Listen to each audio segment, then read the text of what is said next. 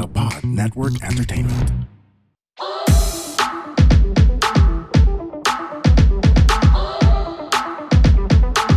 Hi girls! And boys, kami ang Lady Bosses! Mga sisterelets! CR tayo, let's go! Eto na nga, ladies. Meron akong reklamador ngayong episode na to.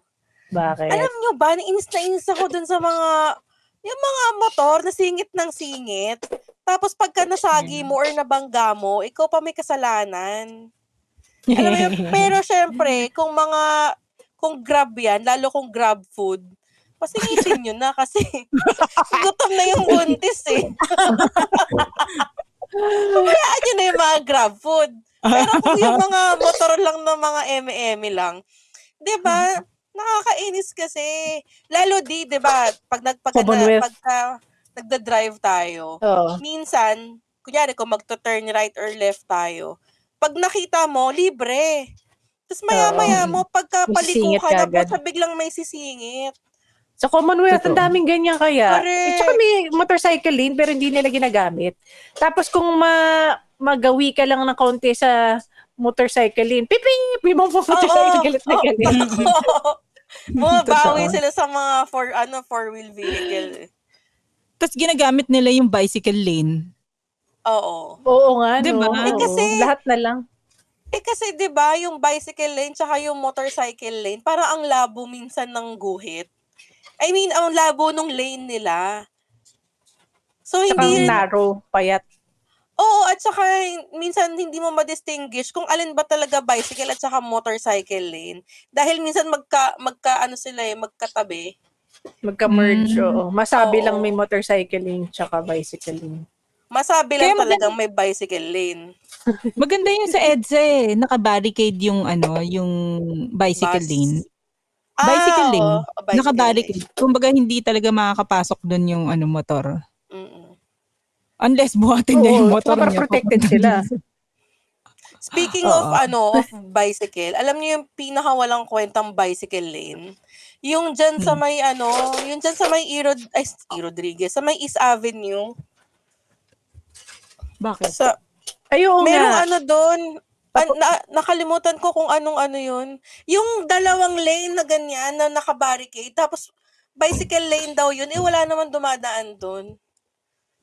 Yung pagkagaling ka para alam ko yung sinasabi mo. Diba yung pagkagaling ka ng East Avenue, tapos liliko ka doon. Agham Road ba? Agham Road. Oo. Na Miriam Defensor Santiago Street na ngayon. Meron nga doon, nakaharang. Hindi kasi minsan pedicab eh. Kaya ang lapad doon, minsan pedicab yung dumadaan. Technically, bicycle siya. Pero kahit na. Tapos meron pang isang daan doon sa kabila ng island. Na same, ewan ko, ang labo nung na yun. Ang labo nung daanan na yun. Kasi alam nyo kung ano pang malabo? Kasing labo yan ng mga couples na nagjo-joint account sa mga social media. Di ba? Sobrang labo marami nila. Ba? Oh my God. Kapatid ko ganyan. Nakikinig ko naman siya ng Lady Bosses. Ay, sorry. Hindi. Ang sinasabi ko, di ba minsan merong Facebook na Joy Albert Martinez. Ha? Ibig sabihin pala, yung mag-asawa na, iniisa lang yung gamit nilang account. Oo, tama. Si Joey, tsaka si Albert. Oo, si Joy, tsaka si Albert. Si Joy, tsaka si Albert. Diba, napakalabo nun. Ba't pa kailangan gawin yun? Free bakit naman. Ba? Anong theory nyo? Pero, alimbawa, sa kapatid ko, kailan ba nabuo yung Facebook? 2009. Parang binuo niya, pero kasama yung husband niya. Parang to combine all the friends together. I don't know what her real intention is. Ano yan? Reunion?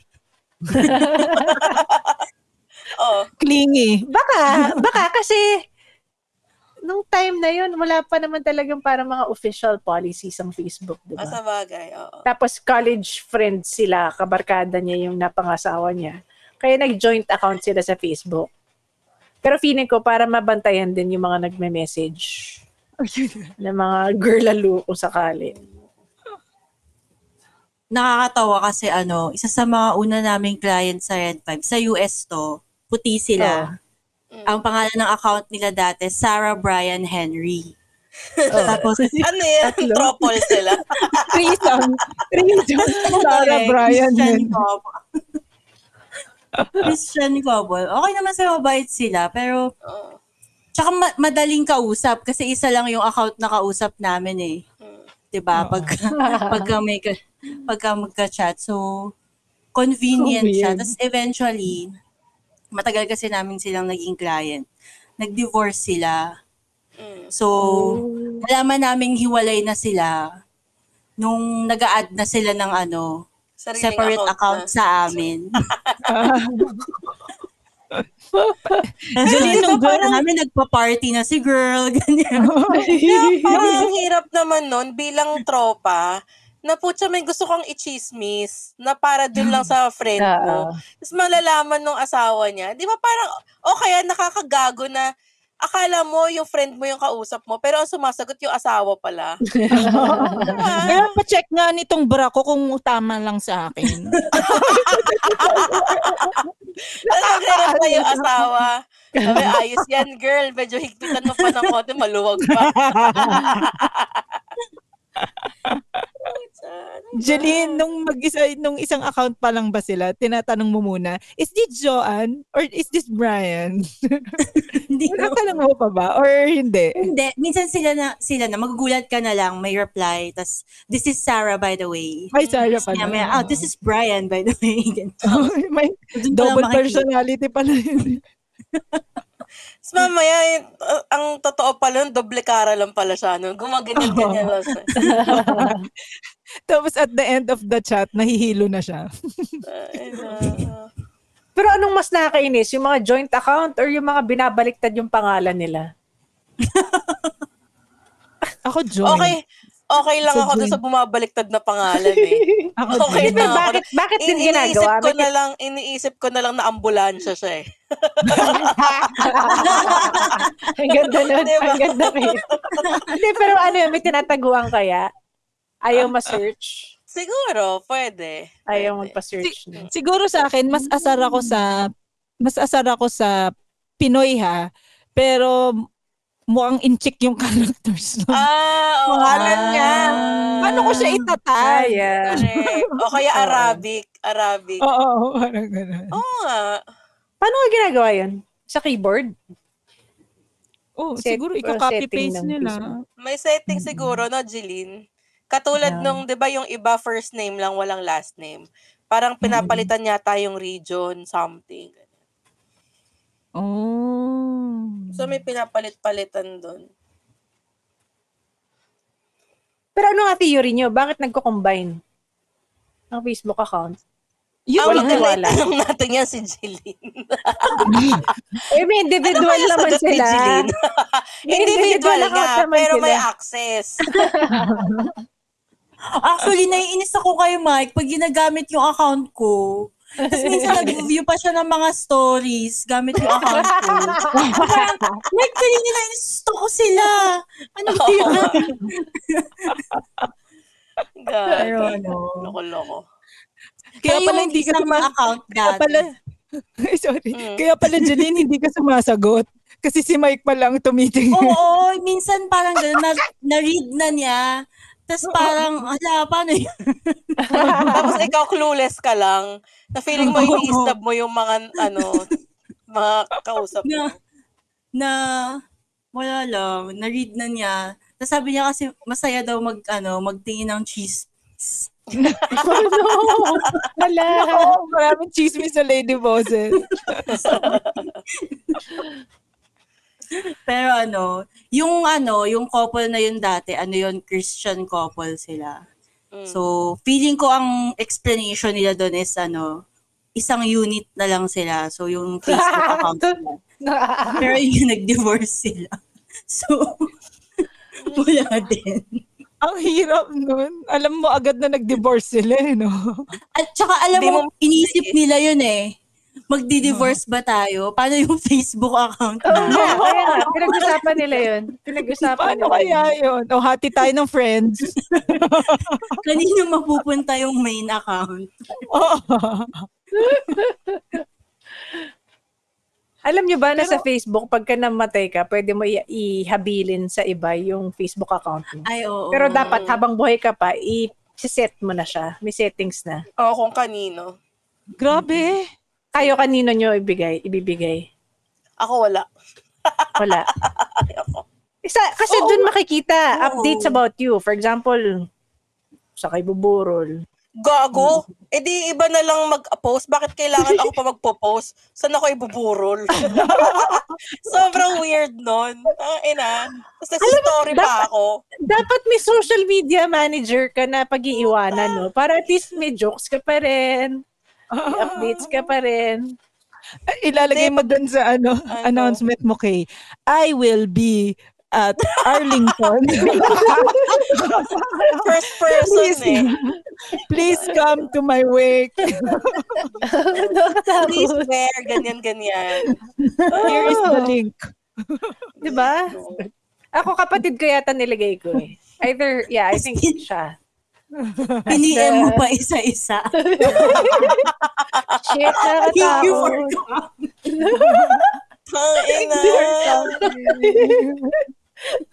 Creepy.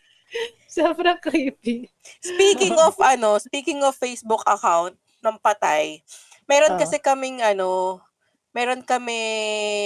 tawag nito, schoolmate nung high school na namatay.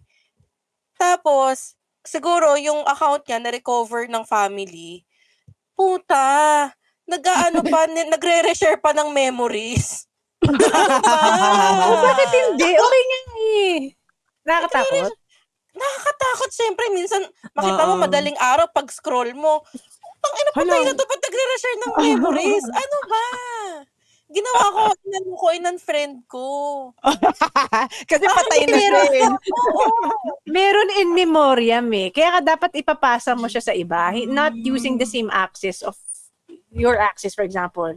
So, kailangan mo siya ipasa para every time magpo-post siya ulit, in memoriam. Nakalagay doon. May ganun. May ganun pala. Ganun ka-importante ang Facebook,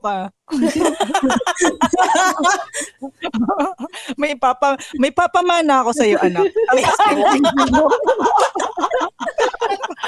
Uy, alam mo, ako gusto ko yan kasi ako hindi ako ma-post about my kids dahil naka-private. Every time I post about my kids, naka-private siya. Para kung sakali i-scroll nila eventually yung Facebook ko, makikita nila na merong mga post about them na hindi lang naka-public. Di anong sense? Para sa kanila. May mga messages ako sa kanila doon. For today. Talaga? Oo. Hindi, either email. Dalawa May isang, si Archer for example, ginawa ko siya ng email the day he was born. So parang every time I wanted to post something about him, a letter or joke na ginawa niya na gusto ko maalala niya, doon ini-email ko sa kanya. Pero sometimes sa Facebook, pero naka-private nga. Sana makita niya eventually. Alam mo, ginawa ko din yan. Sorry. Sige, go. Ginawa ko din yan kay Fonzie. Pero after some time, yung email, gumawa ako ng email. Tapos nagsusulat ako sa kanya everyday. Tapos hanggang sa naasar na lang ako. Hanggang sa sinulat ko na lang sa kamay. Ibigay mo pa rin sa kanya yung password. Paalam mo pa rin sa kanya, sayang yung mga past emails. Naalala ko dun sa email na yan. Yung movie ni Piolo tsaka ni Tony Gonzaga. Yung email me later ba yun? Send me later email. Na parang pwede ka mag-email, gawin mo ngayon, tapos masisend siya sa specific date na sinet mo doon. Doon sa movie na yon nakagawa sila ng ganong klaseng parang website, ganyan. Sana magkatotoo na magkaroon ng ganon, parang maganda siya. Kunyari, in 5 years from now, ganyan, may letter ka para sa sarili mo or para for someone, ganyan. Doon niya palang marireceive yung email. Parang naka-schedule. Oo. Schedule. Pwede yun sa ano, di ba, sa Schedule post. Google? Oo, sa Facebook Sa G. pwede yun, schedule post. Oh, Di ba nga schedule. yung Parang ganun. meron nagpakamatay, disclaimer. So, napadala pa niya yung suicide note niya. After siya talaga? namatay. Pinost niya, anak ng local celebrities. Nakita pa nila yung suicide note after kasi naka-scheduled post sa Facebook. Oh my. Nakakatakot yun. Yeah. Pero Yun nakalagay yung date kung kailan niya pinost yun. Pinost. Ay, Hindi. Ang Hindi. makikita mo na lang kung kailan Kung kailan siya pinost. lumabas. Pero kung Oo, kailan kailan pinost. ginawa, hindi mo makikita. hindi mo na makikita. Naka-draft. Hindi. Basta naka-schedule siya. Parang sa Facebook, Yun pa- business pages, pwede mo, di ba, parang content, gawa mo na content calendar, tapos when to post. It's just scheduling it. Yun pala yung one time na nakita mo yung yung taong yan na busy siya sa laptop niya. Yun pala yung time na nagsusulat siya ng suicide note. God. Jeannie, di ba may shinare ka? O next episode na lang yun next time. Yung 28-year-old. Masyadong dark na yun. Ay, oo. Pwede yun kasi yung nakaschedule na siya eh. Gago. Diba? Yung yung Pero euthanasia. totoo, diba? Oo. Oo. Sige, banggitin na natin dito. Yung 28-year-old na Na mag-euthanasia. Dutch. Oo. Na Dutch. Pero legal sa kanila, no? Di ka sa Switzerland. Sa Dutch is Netherlands. Bago lang ba yan? O matagal Bago. na yan na legal? Ay, hindi. Matagal ng legal, alam ko. Pero Sa siguro, Europe. na Some part of siya, Europe. Dutch eh. Ano ba yung Dutch? Netherlands. Amsterdam. Netherlands. Sa ref. Dutchland. Gatas. O tapos, Pero yun nga, parang siguro- na-frustrate na siya sa buhay. Pero at 28, Oo, siguro nabalita kasi 28 nga lang siya. At saka Alam mo- wala naman siyang illness. Depressed Oo. siya eh. Depression Oo. eh. you know what? I also found out in a podcast I just heard, si Arch actually nakikinig, tapos na-overhear ko lang. Mataas ang incidences ng depression among women nowadays because of social media. So bumalik tayo actually sa main topic natin. Nung pandemic, for example, yung age na parang 16 to 20s, yung rate of depression continues to increase since the pandemic dahil sa social media. Parang ngayon nasa 30% of girls this certain age have depression. 30%, that's 1/3. Ang laki nun. So, feeling ko, isa dun si 28-year-old na Dutch. Oo. Pero hindi ba considered suicide yun? Assisted It is. suicide. No, Oo, assisted. it is. Pero paano yung kaluluwa mo doon? Di ba? Hindi siya naniniwala. Pag ganyan, hindi ka maniniwala na. Oo, ang paniniwala ko kasi pag kunwari suicide, nasa limbo lang yung ano mo eh, yung yung kaluluwa mo. Kasi hindi ka pa talaga dapat hindi ka pa talaga dapat mamatay. Pero ito, kahit euthanasia ang tawag nila, suicide para sa akin yun eh. Yeah. I could imagine Suicide someone siya. doing it. Suicide siya tapos nang damay ka ng ibang tao. Pero ang mga gumagawa ba ng Official mga doktor or mga parang nurse Oo. lang? It's a facility. Alam nila At yun, ang ginagawa feeling nila. ko doctor, kasi doctor lang naman ang pwedeng magsabi ng time of death mo eh. Yikes. Saka ano bang akala nila doon? Parang hard reset ng buhay. Bakit? Hindi. Mawawala Ano na ba? lang sila. Parang, siguro gusto, feeling ko sa mga, ewan ko, natatakot ako sa ano na to. Pero, parang gusto lang talaga nilang matapos na yung kahirapan nila sa buhay nila. Tapos, Naiintindihan ko after siya nun, pagka kunyari. nila kaya? Wala. Just to stop the pain. I think Ganon. Jeline mentioned it also before, right? Na parang pag ganun, hindi mo naisipin yung mga tao around you. Gusto mo lang mahinto na yung nararamdaman mong sakit. Siguro kasi suicidal talaga siya. Kaso kasi pag nag-suicide ka, may makakakita ng bangkay mo Ganon. Parang sobrang tragic niya na death. So parang, di ba ang euthanasia, ginagawa naman natin, ang argument for euthanasia is, parang may control ka pa rin sa pagpanaw mo. Yung parang halimbawa, may terminal illness, ayaw na niyang pagdaanan yung sobrang treatment na nakaano siya, nakatubo, ang daming nakapasok na tubo sa kanya, tapos mamamatay lang din siya. To preserve the dignity, the dignity, gusto niya mag-go na lang siya on his own terms. On his own terms, yeah. So parang yung 28-year-old, siguro naiisip niya, mauuwi ako sa suicide. So gawin ko na lang na ganito. Na official. Ganon. Yung parang proper proper mahirap lang kasi sa pagiging suicidal. Nawawala siya eh. Diba? Pero is it the proper reason to have euthanasia? Kasi mas naintindihan ko yung mga may cancer, mga terminal stage, nearing death. Pero kung ito mental health, suicidal, tas euthanasia, hindi ko maintindihan. Baka nga kasi ganun na rin kagulo yung isip nila na di na rin nila naiintindihan. Pero nabasa ko, totoo ba yun? Yung sinend mo sa akin, Kay? Kasi yung sinend mo sa TikTok yun, meron silang explanation or something. Ang sinabi sa kanya ng psychiatrist niya, wala na daw talaga siyang pag-asa gumaling. Oo. Parang ang ano naman yun, parang ang totoo, pwede bang gawin ng isang professional psychiatrist yun na sabihin sa'yo na wala ka ng pag-asang gumaling? Oo, na parang hopeless ka na. Ano to, same case? Yung sa 28-year-old nga na Dodge? Wala na daw pag-asa. Kaya sabi niya, kaya she came to that decision kasi sinabi sa kanya ng psychiatrist niya na wala na daw siyang pag-asang gumaling. Oo nga. Hindi magaling yung psychiatrist na yun.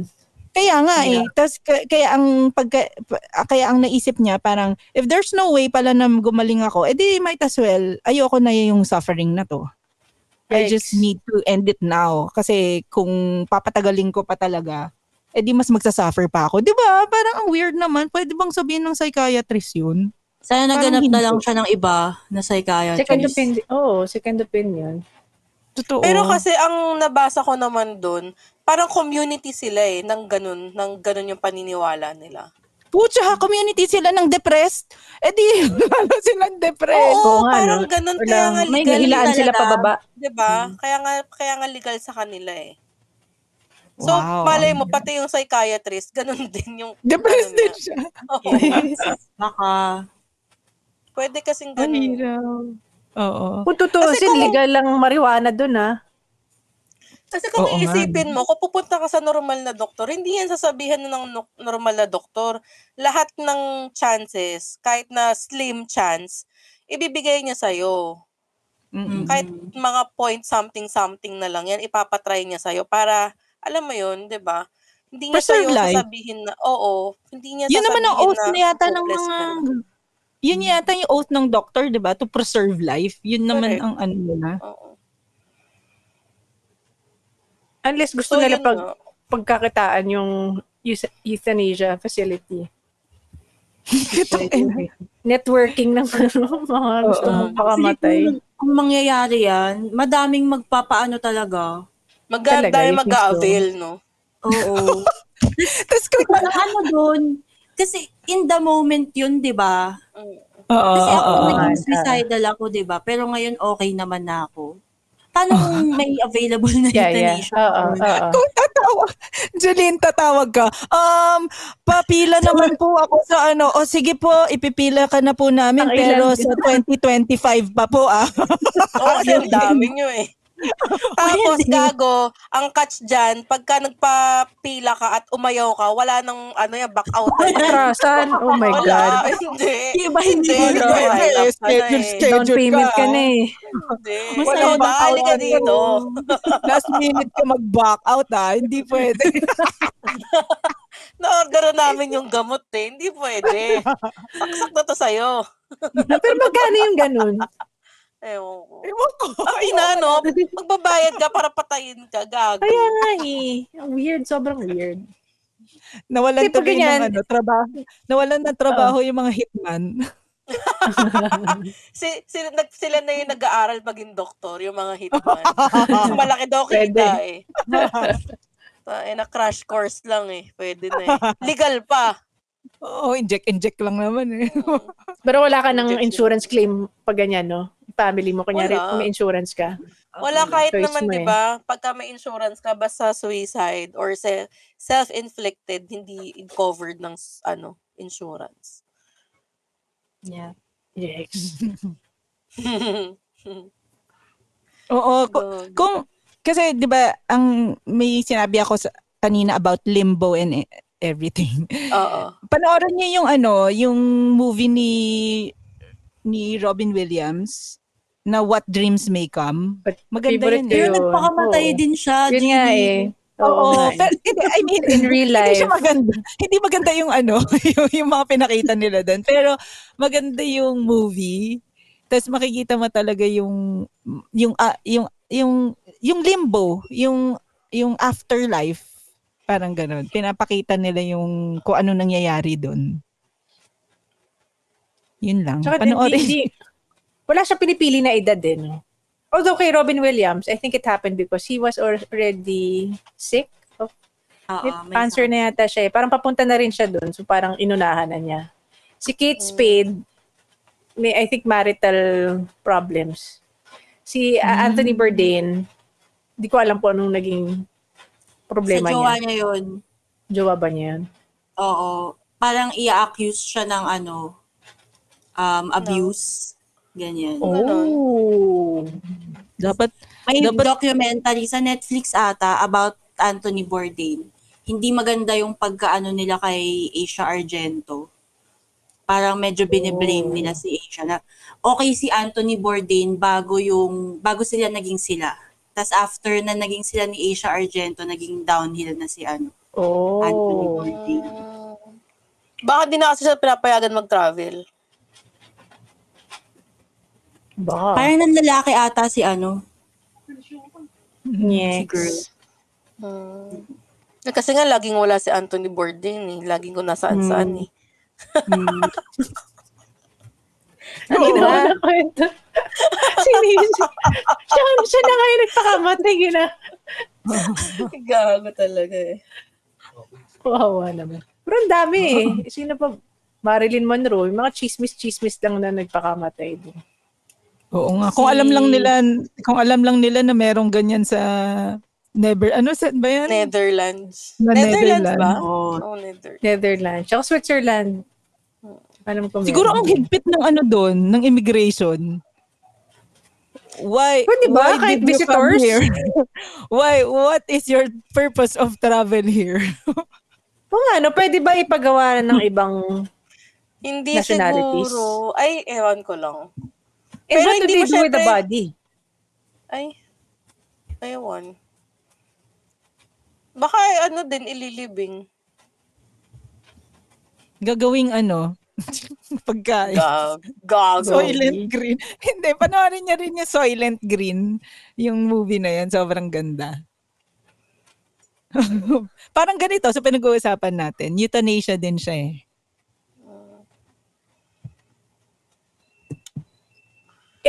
Sa Asian countries, walang ganyan eh. No? Oo.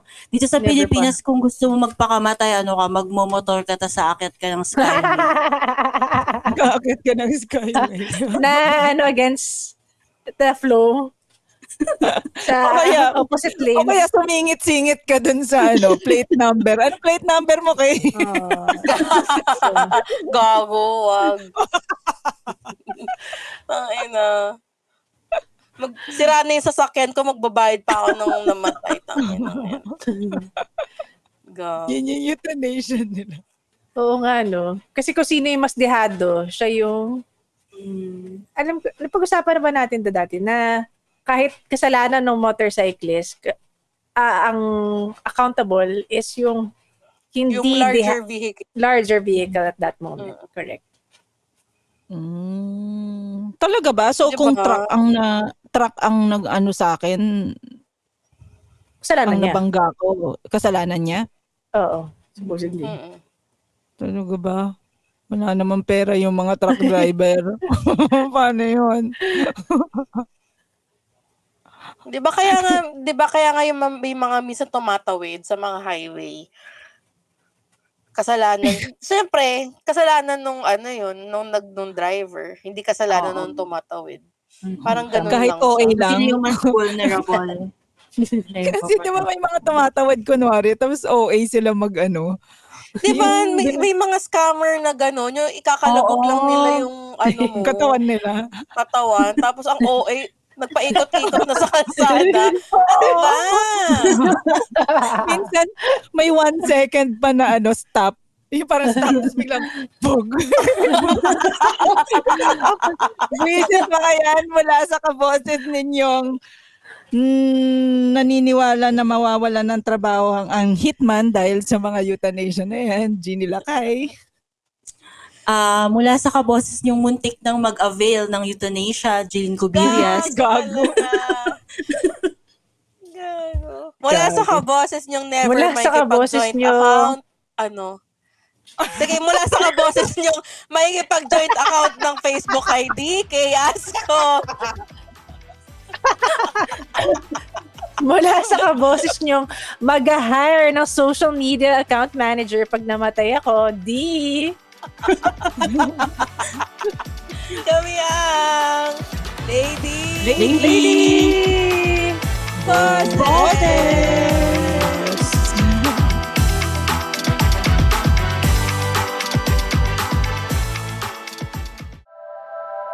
The opinions of podcast creators, hosts, and guests are not necessarily reflective of the official stance of the Pod Network Entertainment, its hosts, or other network programs. The content created by the people behind the podcast is personal and not meant to harm any religion, ethnicity, group, organization, company, or individual.